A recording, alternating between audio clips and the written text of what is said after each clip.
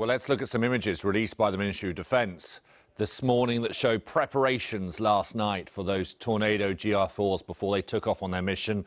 Here you see a Storm Shadow missile being loaded underneath the aircraft as the ground teams in RAF Akrotiri readied them for that mission near Syrian airspace. Not quite into Syrian airspace, they stayed at safer distance, but they fired those Storm Shadow missiles pre-programmed to follow a GPS trajectory. They fly low, mapping the terrain as they go, and just as they get towards their target, they rise up in altitude before then taking a dip back down to try and be precise. They can relay information back to the cockpit of the aircraft at real time, so that will provide a lot of the aftermath intelligence as to whether or not this was an effective attack.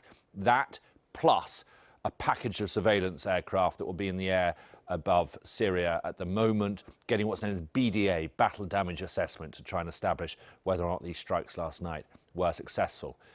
Let's put all of that onto a map for you, so you've got some idea of the geography and what else went on. So, as we were talking about, RAF Akrotiri in Cyprus and that eastern Mediterranean coast, and that major British airbase firing some four Tornadoes firing Storm Shadow missiles. What were the targets? Well, these were very precisely thought through. None of the wider scope operations that had been anticipated beforehand.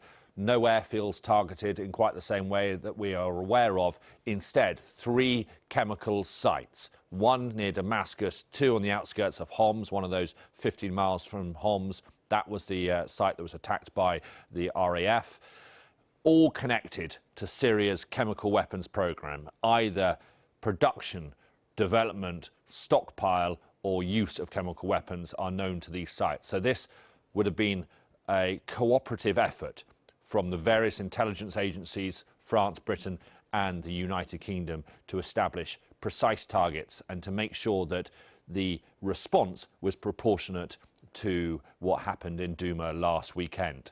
Let's focus in now on Damascus. Last night there were reports of heavy anti-aircraft fire in the night skies above Damascus and a number of explosions around the capital city. One of the reasons that they launched the airstrikes in the middle of the night, not just to give them cover under the cloak of darkness, but also to make sure that you minimise the number of potential civilian casualties, in the hope that at 4 a.m. in the morning, most people are at home in bed and asleep. There was a threat, though, and that threat came from Russia. It was the big unknown. How would they respond, and might that project this into a war beyond what anybody wanted? The S-400 is Russia's air defence system based on the western coast of Syria near Latakia.